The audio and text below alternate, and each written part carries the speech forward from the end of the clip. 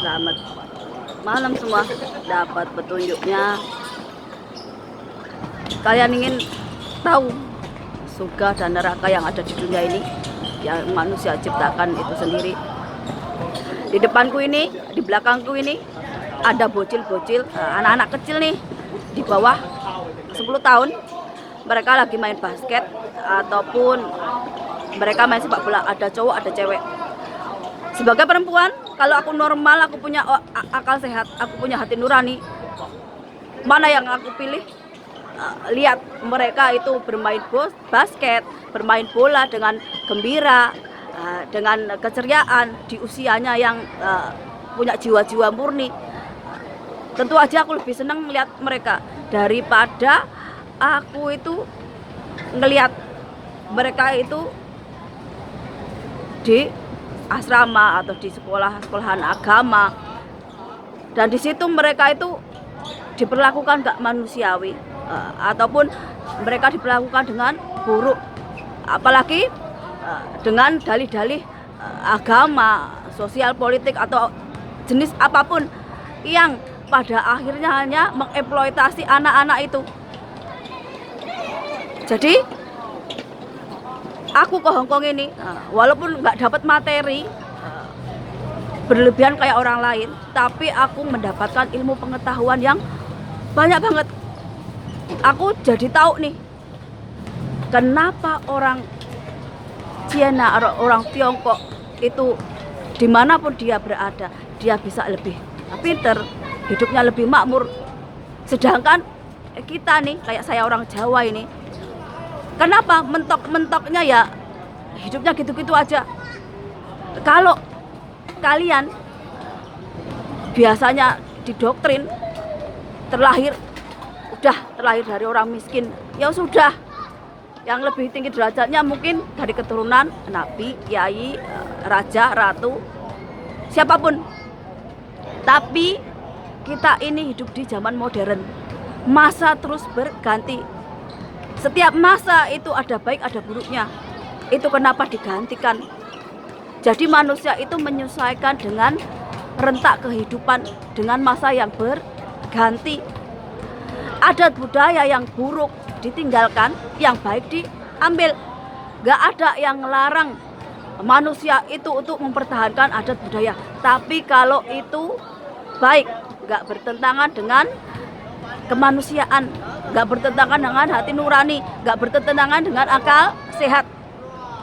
Saya ini cuma meneruskan orang-orang yang lebih dulu, seperti Buya Sakur karena beliau udah wafat, ataupun Januddin Embe yang udah lebih dulu meninggal. Mereka nggak hanya mengajarkan tentang agama, iman atau takwa, tapi mereka juga mengajarkan tentang bagaimana berpolitik yang benar, bersosial yang benar. Ini kalau kalian pengen lihat neraka di dunia ini, kalian lihat orang yang hidupnya miskin, tertinggal, dan bodoh. Selamanya mereka akan berkutat di situ. Yang bisa mengubah takdir itu siapa? Dirinya sendiri. Dengan apa? Dengan jadi orang pinter, orang cerdas. Kalau pakai akal logika manusia, tentu aja gak mungkin. Karena apa? Karena orang logika kan ngajarin nih, orang miskin ya tetap akan selamanya miskin. Tapi kita itu punya hati, punya kerentek, punya keyakinan, kita punya iman sama Tuhan. Kalau kita percaya sama Tuhan, kun fayakun, apapun bisa terjadi. Jadi kita berdoa sama Tuhan untuk mengubah nasib. Agar apa? Agar kita itu gak selalu hidup dalam kemiskinan, kebodohan, keterbelakangan. Orang kalau udah miskin, udah bodoh, gak punya uang, gak punya akses kesehatan, gak punya pendidikan, ya sudah, itu nerakanya dunia itu. Bahkan kalian ketika minta tolong atau bersuara pun gak ada orang yang dengar. Kenapa? Karena kalian bukan siapa-siapa.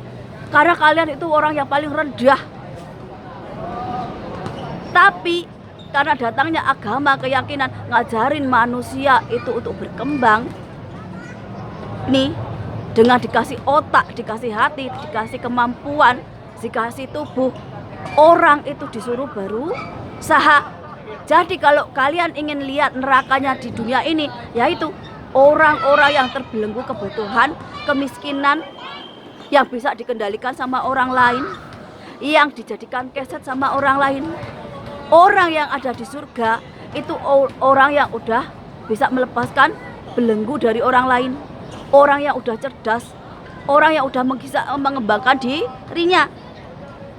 Saya walaupun nggak punya harta misalnya, apakah saya mau disebut goblok ataupun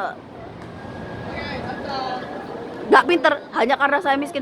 Tentu aja enggak. Ini yang membedakan. Ketika kita punya kerentek, kita punya keinginan, kita punya otak untuk berpikir, pasti kita akan ingin melepaskan dari kebodohan. Itu kenapa seperti kata Buya Sakur bahwa Isa lagi diazab dengan kemiskinan, dengan kebodohan. Kenapa?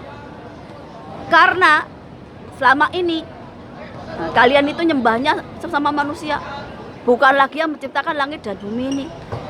Sedangkan kalau kayak saya ini kalau berdoa nih, mati urip ya ikut Gusti Allah, bukan ikut kiai ataupun siapapun.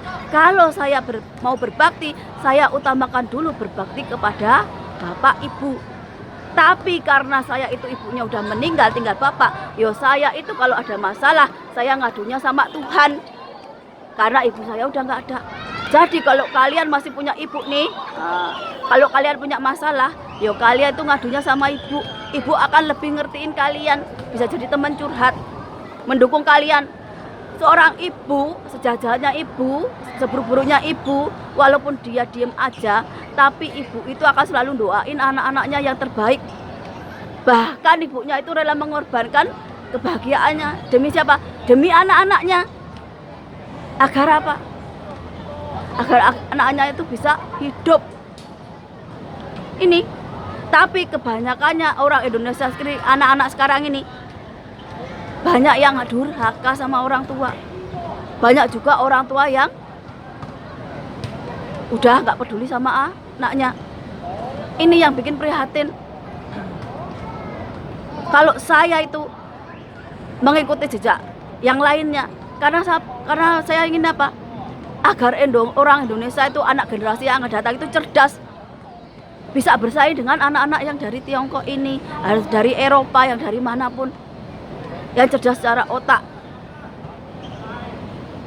Mereka juga bisa hidup makmur. Kalau punya negara, punya bangsa, ya bisa maju. Ini kalau kayak kiai bilang di surga, yo dia udah di surga. Dia dapatkan segalanya, uang, harta, istri yang muda, yang cantik, yang menarik. Orang berlomba-lomba sujud di kakinya, minta doanya. Ya itu namanya surga. Dan neraka itu ya kalian itu yang selama ini dikendalikan oleh manusia, yang dibodohi oleh manusia. Kenapa saya ngajarkan soal ini? Karena saya ini orang Jawa, saya belajar manunggaling kaula Gusti, bahwa manusia itu menyatu dengan Tuhannya. Tuhan menyatu dengan yang diciptakan, namanya nurullah atau cahaya Tuhan di dalam hatinya. Setiap orang itu punya itu. Jadi kalau contohnya saya merendahkan orang lain, berarti saya merendahkan ciptaan Tuhan. Sesimpel itu. Jadi kalau ada orang takia itu, kiai atau siapapun, merendahkan orang lain, berarti dia merendahkan ciptaannya Tuhan. Karena apa? Karena di dalam diri manusia itu ada nurullah atau cahaya Tuhan. Sesimpel itu.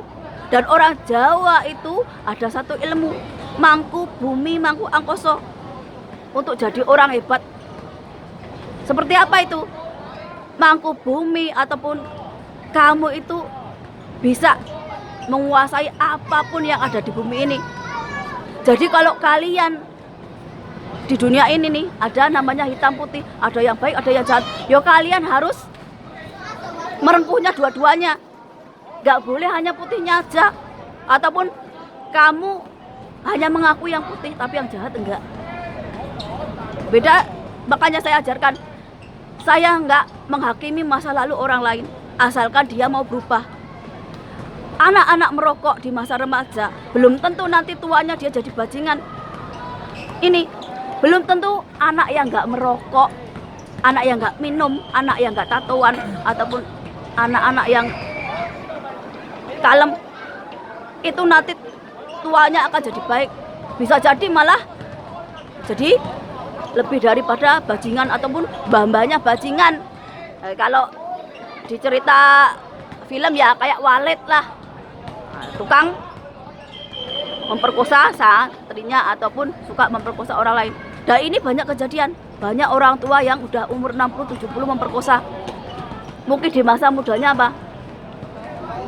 Dia orang yang baik-baik aja, orang-orang yang kalem. Tapi banyak juga orang tua yang di masa tuanya itu menderita. Kenapa? Karena di masa mudanya dia nakal, bandel, gak mau tobat. Saya juga begitu. Itu kenapa? Di Jawa itu mangku bumi ataupun paku bumi. Kamu mau hitam atau putih, dirangkul jadi satu. Cari tahu sebabnya. Contohnya nih, kalau kamu maling, cari tahu kenapa kamu maling. Mungkin nggak punya beras. Kenapa kamu nggak punya beras? Karena nggak ada pekerjaan. Kenapa nggak ada pekerjaan? Karena kamu nggak ada biaya, nggak ada ijazah. Kenapa kamu nggak ada ijazah? Karena kamu nggak sekolah. Kenapa kamu nggak sekolah? Karena kamu nggak punya biaya. Kenapa kamu nggak punya biaya? Di situ kita lihat permasalahannya di mana. Nggak hanya menghakimi, oh maling memang salah, tapi kita harus juga cari tahu penyebabnya. Ataupun jual diri itu salah, tapi kita harus juga lihat kenapa perempuan bisa jual diri. Mungkin karena lapangan pekerjaan susah, ataupun karena kecanggihan teknologi atau media sosial, ataupun karena medsos yang menjanjikan sesuatu yang lebih.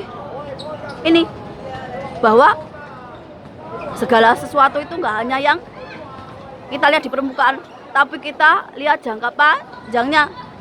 Jadi surga dan neraka itu ada di kehidupan nyata ini. Kalau kalian sudah nyampe spiritual yang lebih tinggi, di dalam diri manusia itu ada namanya tubuh, ada namanya roh, ada yang namanya jiwa. Namanya badan itu seperti pada orang umumnya, pakai tenaga kerja keras. Tapi leader ataupun jiwa ada banyak. Ada jiwa kesatria, ada jiwa pemberani, ada jiwa pengecut, ada jiwa seorang pemimpin. Dan ini kalian temukan kalau kalian udah menemukan diri kalian sendiri. Terus ada namanya roh. Roh itu antara hidup dan mati kita. Kita mengenal roh kita ini untuk mengenal sang pencipta kehidupan. Kalau kita udah mengenal roh, berarti kita udah tahu nih benar dan salah, baik dan buruk, hak dan batil. Dan dengan ketiga ini, dengan jiwa, dengan roh, kita bisa mengendalikan tubuh, bisa mengendalikan anggota badan kita. Jadi surga dan neraka kalian bisa tahu nih. Kalau kalian hidup di dalam kebodohan, kemiskinan, bisa dimanipulasi oleh orang lain, dikendalikan oleh orang lain, terjebak di situ, lah itulah nerakanya dunia. Yang di surga siapa? Yang di surga yang orang yang bisa mengendalikan kalian, orang yang berbuat sesukanya tanpa ada hukuman, itu namanya surga. Makanya jangan mau dibodohi antara surga neraka di akhirat. Pada kenyataannya surga neraka itu ada di dunia dan manusia yang menciptakan.